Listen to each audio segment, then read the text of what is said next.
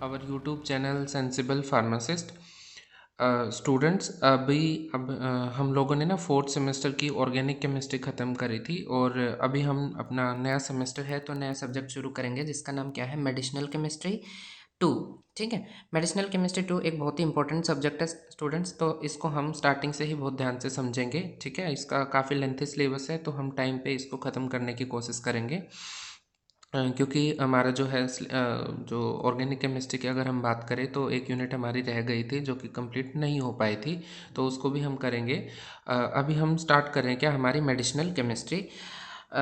जो medicinal chemistry की first unit है, सिलेबस के अकॉर्डिंग अगर हम देखें तो उसका जो सिलेबस है उसमें दो टॉपिक दिए गए हैं हमारे। फर्स्ट जो टॉपिक है हमारा वो है एंटी हिस्टामिन्स और हिस्टामिन्स।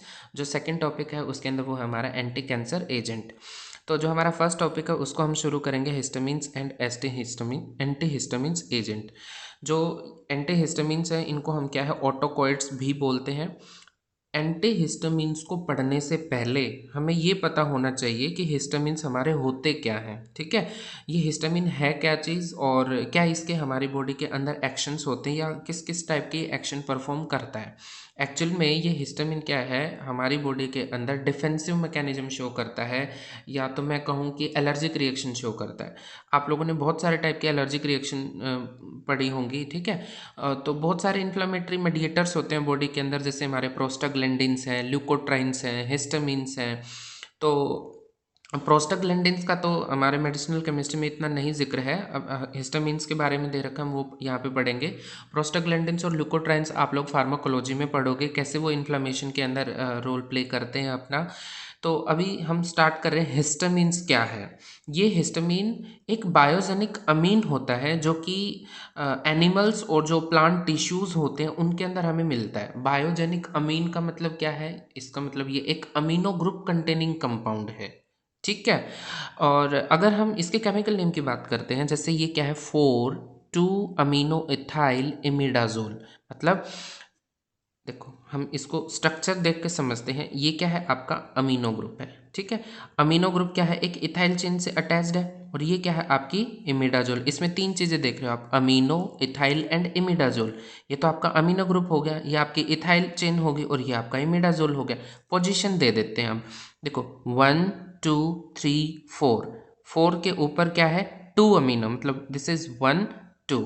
2 के ऊपर क्या है आपका अमीनो ग्रुप, तो 2 अमीनो और ये क्या है इथाइल, तो 2 अमीनो इथाइल इमिडाजोल। ये इसका क्या हो गया, आयुपैक नेम हो गया। ये जो है इसी को हम क्या बोलते हैं, हमारा हिस्टामीन। ये एक बायोजेनिक अमीन है, हमारी बॉडी इसको खुद सिंथेसाइज करती है। बहुत सारे प्लांट्स होते हैं उनके अंदर भी हमें हिस्टामीन मिलता है। ठीक है, in living organism histamine is synthesize from naturally occurring alpha amino acid histidine. देखो पूछा जा सकता है आप लोगों से, क्या हिस्टिडीन जो है वो अल्फा अमीनो एसिड है या बीटा अमीनो एसिड है, किस टाइप का है। तो ये कौन सा अमीनो एसिड है, अल्फा अमीनो एसिड है और इसका नाम क्या है, हिस्टिडीन है। आप देखो हिस्टिडीन और हिस्टामीन में फ़र्क क्या है। जो हिस्टिडीन है ये एक अमीनो एसिड है, लेकिन जो हिस्टामीन है ये हिस्टिडीन का मेटाबोलाइट है। हम कह सकते हैं हिस्टिडीन का जब डीकार्बोक्सिलेशन होता है by the help of A enzyme histidine decarboxylase. ये डीकार्बोक्सिलेशन का मतलब है यहाँ से CO2 गैस बाहर चली जाएगी। CO2 गैस के चले जाने से एक H रह जाएगा इसके ऊपर, ये एक H तो है ही, एक ये वाला H CH2 NH2 CH2। तो देखो यहीं पे भी क्या है, ये NH2 CH2 CH2 और ये इमिडाजोल रिंग तो है ही। तो यही क्या हमारा हिस्टिडीन का जब पेरिफेरल डीकार्बोक्सिलेशन होगा with the help of histidine decarboxylase enzyme, it is converted into histamine. ये जो हिस्टामीन होता है इसका जो पीके वैल्यू की अगर हम बात करें 5.80 होती है। जो ये इमिडाजोल रिंग होता है ये इसका पीके वैल्यू है। ठीक है, ये आप लोगों को ध्यान रखना है, ये कॉम्पिटिटिव एग्जाम्स में पूछी जा सकती है। तो हिस्टामीन आई थिंक आपको समझ में आया होगा क्या, कि ये एक बायोजेनिक अमीन है जो प्लांट और एनिमल टिश्यू के अंदर मिलता है। हमने इसका आयुपैक नेम देखा क्या है, 4,2 अमीनो इथाइल इमिडाजोल है। बनता कैसे, हिस्टिडीन की डीकार्बोक्सिलेशन से बनता है। यहाँ तक आया समझ, ओके। ये हमने ये तो देख लिया कि हिस्टामिन बनता हिस्टिडीन से है, लेकिन कब बनता है, जब हमारी बॉडी के अंदर कोई फॉरेन पार्टिकल या एलर्जन बॉडी के अंदर जब एंटर करता है तब जाकर के क्या है, बहुत सीवियर एलर्जिक रिएक्शन हो सकती है, एनाफाइलेक्टिक रिएक्शन हो सकती है इस हिस्टामिन के रिलीज होने से। जैसे देखो मैंने यहाँ पे मेंशन किया है एंटीजन और एलर्जन, जो कि एक सेंसिटाइजिंग सब्सटेंस है, सेंसिटिव है बहुत ज़्यादा, डिराइव फ्रॉम फूड प्रोडक्ट से भी, जो फूड प्रोडक्ट होते हैं उनसे भी रिलीज हो सकता है। पोलन, जैसे कई लोग होते हैं ना कि कई चीज़ों, लोग ऐसे होते हैं जिनको कई कई चीज़ नहीं डाइजेस्ट हो पाती है, एलर्जी हो जाती है उनको। पोलन्स हैं, जैसे फूल वगैरह होते हैं, कई लोग उनको सूंघने से उनको क्या है, छींके आना स्टार्ट हो जाते हैं, स्नीजिंग। डस्ट पार्टिकल्स होते हैं, हेयर्स होते हैं, शिप है, वूल है, इन सब के हेयर से क्या है, हमारा हिस्टामिन रिलीज हो सकता है। ठीक है, तो जो ये हिस्टामिन होता है ये रिलीज होकर के अपने एक्शन तो परफॉर्म करता होगा ना कहीं, ये तो है नहीं। तो हिस्टामिन को अपने एक्शन परफॉर्म करने के लिए क्या चाहिए, हिस्टामिन को अपने रिसेप्टर्स चाहिए। ठीक है, हिस्टामिन के जो रिसेप्टर होते हैं बच्चों, वो 4 टाइप के होते हैं। कौन से H1 receptor, H2 receptor, H3 receptor and H4 receptor. अगर हम सिलेबस की बात करें तो हम लोगों को हमारे 2 टाइप के रिसेप्टर्स के एंटागोनिस्ट पढ़ने हैं, H1 receptor antagonist and H2 receptor antagonist. H3 and H4 के बारे में इतना हम लोगों को नहीं पढ़ना है, लेकिन सिलेबस में मेंशन है क्या, डिस्ट्रीब्यूशन ऑफ हिस्टामिन्स रिसेप्टर, मतलब डिस्ट्रीब्यूशन में तो हमें चारों का पता होना चाहिए कि ये जो हिस्टामिन्स के जो रिसेप्टर ये कहाँ कहाँ पे प्रेजेंट। जो हिस्टामिन्स के रिसेप्टर अगर हम बात करें, जो H1 रिसेप्टर होता है ये क्या है, हमारी बॉडी के ऑलमोस्ट जितने स्किन है, टिश्यूज़ हैं, वहाँ पे प्रेजेंट होता है। इसका काम क्या होता है, ये एलर्जिक जो इन्फ्लामेशन होती है ना बॉडी के अंदर, जैसे रेडनेस आना, इचिनेस जो भी होता है, इस टाइप के जितने भी एलर्जिक रिएक्शंस होती हैं वो हमारा H1 रिसेप्टर परफॉर्म कराता है। ठीक है, जो ये H2 रिसेप्टर की अगर हम बात करें, जो हमारा H2 रिसेप्टर होता है ये क्या है, जो हमारी पैराइटल सेल होती है, जो गैस्ट्रिक सेल्स भी बोलते हैं हम इनको, जो पैराइटल सेल होती हैं ये उनके ऊपर मिलता है। पैराइटल सेल कहाँ मिलती है, हमें स्टमक के अंदर मिलती हैं, जहाँ पे हाइड्रोक्लोरिक एसिड का जो सिक्रेशन होता है बॉडी के अंदर, वहाँ पर जो कितनी अमाउंट में सिक्रेट हो रहा है वो हिस्टामिन का ही काम होता है। क्या होता है, जैसे हम एंटी हिस्टामिन्स भी पढ़ेंगे यहाँ पे, हिस्टामिन का काम क्या होता है, HCl को सिक्रेट कराना। तो कहीं ना कहीं हमारी बॉडी को हिस्टामिन चाहिए भी अपने एक्शन को या अपनी बॉडी को कंट्रोल एंड कोऑर्डिनेट करने के लिए फंक्शंस को। लेकिन वही अगर ये हिस्टामिन का लेवल बहुत ज़्यादा हो जाए, ये H2 रिसेप्टर के ऊपर बहुत ज़्यादा बाइंड करेगा, तो कहीं ना कहीं ये हाइड्रोक्लोरिक एसिड के लेवल को भी बढ़ाएगा। और अगर HCl का लेवल बढ़ेगा पेट में तो एसिडिटी भी होगी। तो हमारे कौन से एजेंट हैं जो H2 रिसेप्टर के ऊपर एक्ट करके हिस्टामिन को बाइंड होने से रोकेंगे, जिसकी वजह से क्या है, हमारा HCl का लेवल डिक्रीज होगा। तो हम पढ़ेंगे वन बाय वन। तो जो हमारा H3 रिसेप्टर है ये मेनली क्या होता है, हमारा जो CNS होता है वहाँ पर मिलता है। तो जो CNS के डिसऑर्डर को ट्रीट करने के लिए जो है हम मोस्टली जो है H2 रिसेप्टर की जो भी 3 रिसेप्टर की जो भी मेडिसिन है वो यूज़ करेंगे। H4 रिसेप्टर ये क्या, हमारा जो इम्यून रिस्पॉन्स होते हैं, इम्यून जो सिस्टम है वो एक्टिवेट हो रहा है, क्या कुछ है, तो वहाँ पर जो एक्शंस हैं वो आते हैं हमारे क्या है H3 रिसेप्टर की H4 रिसेप्टर की वजह से। ठीक है, तो अभी हमने देखा है क्या हिस्टामिन है क्या, कैसे ये रिलीज होता है। हिस्टाडीन के डीकार्बोक्सिलेशन जब होता है तभी ये हिस्टामिन में कन्वर्ट होता है, फिर ये रिलीज होकर के अपने जो इसको एक्शन परफॉर्म कराने हैं ये एक्शन ये अपने रिसेप्टर्स के ऊपर बाइंड करके कराता है। ठीक है, अभी हमने ये तो देख लिया कि हिस्टामिन की डेफिनेशन पढ़ ली, समझ लिया कि भाई हिस्टामिन ये चीज़ होती है, ये पढ़ लिया कि ये हिस्टाडीन की डीकार्बोक्सिलेशन से बनता है। अब हम पढ़ेंगे कि ये हिस्टामिन जो रिलीज होता है ये किन किन प्रोसेस से हमारी बॉडी के अंदर रिलीज होता है। जनरली मैं बात करता हूँ, जो हिस्टामिन है हमारा वो 3 टाइप की जो प्रोसेस होती हैं उनसे ये क्या है, रिलीज होता है। जैसे जैसे फर्स्ट अगर हम बात करते हैं process of releasing of histamine, तो मैंने अभी भी बताया क्या कि 3 टाइप की प्रोसेस होती है। फर्स्ट जो हमारी प्रोसेस होती है वो होती है एलर्जिक रिएक्शन की, जो एलर्जिक रिएक्शंस की वजह से कैसे हिस्टामिन रिलीज होता है। तो देखो हम एक मैकेनिज्म से समझेंगे यहाँ पे। ये सपोज करो ये हमारी कौन क्या है, बीटा सेल है। बीटा सेल के ऊपर क्या है, कोई भी हमारा एंटीजन हो सॉरी एंटी बॉडी होगा, उसके ऊपर ये हमारा एलर्जन है, ये इसके ऊपर जब जाकर के बाइंड करेगा, तो बाइंड करने से क्या होगा, ये जो हमारी बीटा सेल है ये एक्टिवेट होगी। बीटा सेल जब एक्टिवेट होगी तो एक्टिवेट हो जाने से इट एक्टिवेट प्लाज्मा सेल, जो ये प्लाज्मा सेल है ये एक्टिवेट होगी। प्लाज्मा सेल के एक्टिवेट हो जाने से ये जो प्लाज्मा सेल है ये अपने अंदर आईजीई टाइप के इम्यूनोग्लोबुलिन्स को क्या करेगी, सिंथेसाइज करेगी। आईजीई जो एंटीबॉडीज होती हैं ये देखो बहुत सारे टाइप के इम्यूनोग्लोबुलिन्स होते हैं, आईजीई, आईजीजी, आईजीएम, हर एक इम्यूनोग्लोबुलिन का अपना अपना काम होता है। इसमें जो ये आईजीई है इसका काम क्या होता है, इन्फ्लामेटरी रिएक्शंस जो हमारी बॉडी के अंदर जो रिस्पॉन्स होते हैं उनको कंट्रोल एंड कोऑर्डिनेट करना। तो जब भी बॉडी के अंदर कोई भी एलर्जिक रिएक्शन होती है तो वो हमें आईजीई जो होता है तभी पता चलेगा जब ये रिलीज होगा। ये जब IgE body plasma cell secrete करेगी तो ये ब्लड के थ्रू ये कहाँ पे पहुंचेंगे, मास्ट सेल के सरफेस के ऊपर। मास्ट सेल एक ऐसे सेल है जिसके अंदर हिस्टामिन बहुत ज़्यादा क्वांटिटी में मिलता है। हाईएस्ट जो कॉन्सेंट्रेशन होता है हिस्टामिन का वो मास्ट सेल हो गई, एंटेरोक्रोमेफिन लाइक सेल हो गई, आपकी बेसोफिल, एसिनोफिल, जीआईटी, लंग्स, इनके अंदर मास्ट सेल जो हिस्टामिन है वो बहुत हाईएस्ट क्वांटिटी के अंदर हमें क्या है मिलता है। अब क्या होगा, यहाँ से आईजीई जो रिलीज हुए हैं ये इस मास्ट सेल के सरफेस पे गए तो बॉडी के अंदर अगर कोई भी फॉरेन पार्टिकल, बैक्टीरिया, वायरस या कोई भी एलर्जन जब एंटर करेगा तो ये जब भी एलर्जन इसके ऊपर बाइंड करेगा तो यहाँ ये तो एंटीबॉडी है, ये एक एंटीजन है, तो यहाँ पे क्या बनेगा, एंटीजन एंटीबॉडी कॉम्प्लेक्स बनेगा। इस कॉम्प्लेक्स के बन जाने से ये जो मास्ट सेल है ये एक्टिवेट होगी। एक्टिवेट होने से क्या होगा, मास्ट सेल का डीग्रेनुलेशन होगा। डीग्रेनुलेशन का मतलब इसके अंदर जो ये वेसिकल है जिसके अंदर हमारा हिस्टामिन स्टोर है ये डिग्रेड होगा, ये ब्रेक होगा। ये जो हिस्टामिन है ये थ्रू द एक्जोसाइटोसिस प्रोसेस बाहर निकलेगा और बाहर निकल के जो भी इसके एक्शंस होते हैं अपने अपने रिसेप्टर्स के ऊपर बाइंड करके आइदर H1, H2, H3 और H4 जिस भी रिसेप्टर को इसको बाइंड करना है जिसके ऊपर ये उसके ऊपर बाइंड करेगा और अपने एक्शंस को परफॉर्म करेगा। ठीक है, फर्स्ट टाइप हम लोगों ने पढ़ा कि एलर्जिक रिएक्शंस जो हैं वो कैसे होंगी, एंटीजन एंटीबॉडी कॉम्प्लेक्स के थ्रू हिस्टामिन कैसे रिलीज होगा।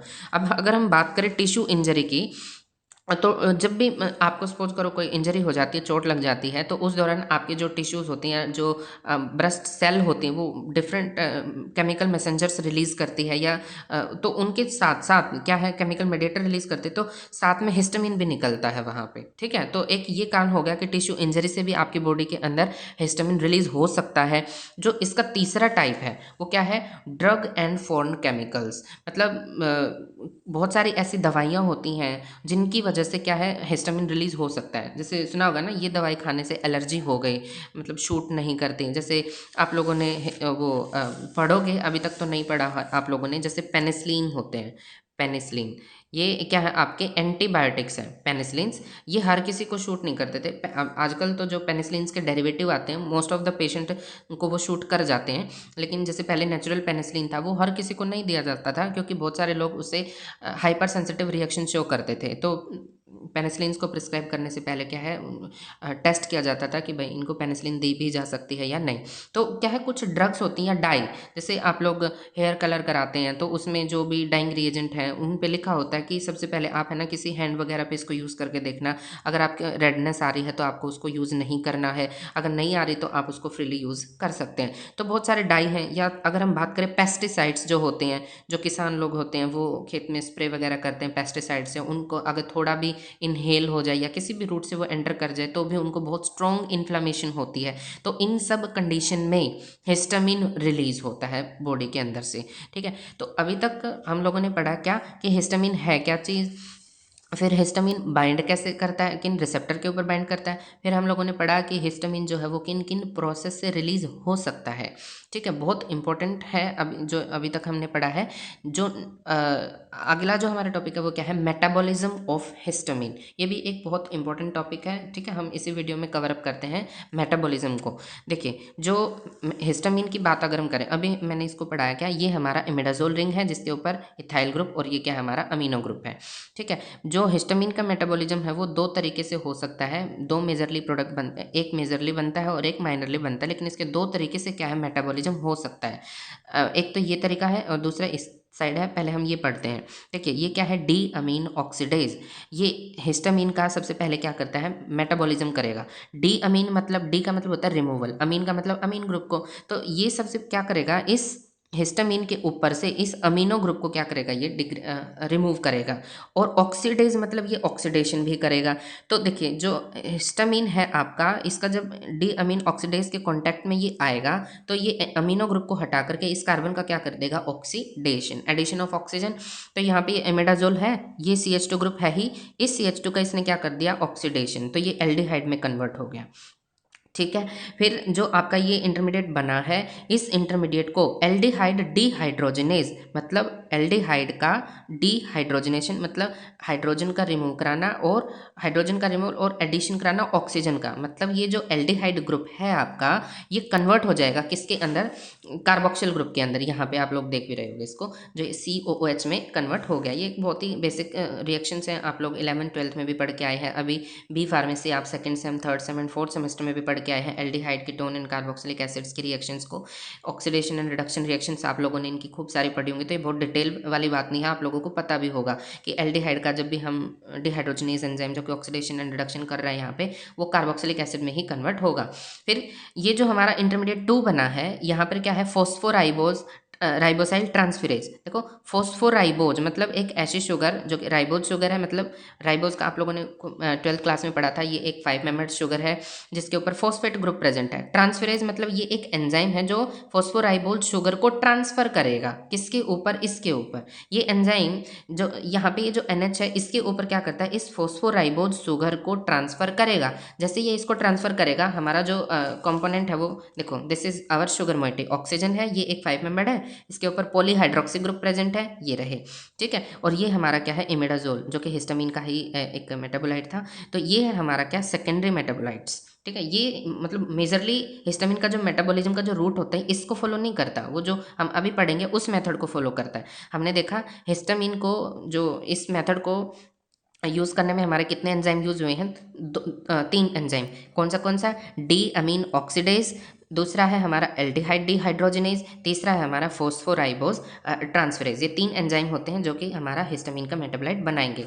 अभी जो है हमारा जो अनदर रूट है हिस्टामीन को मेटाबॉलिज्म करने का, वो क्या है, ये वाला। अब देखिए ये हम आपका हिस्टामीन है ही, इसके ऊपर क्या, ये N मिथाइल ट्रांसफरेज, मतलब ये एक N मिथाइल मतलब N के ऊपर मिथाइल को ट्रांसफर करने वाला एंजाइम। ठीक है।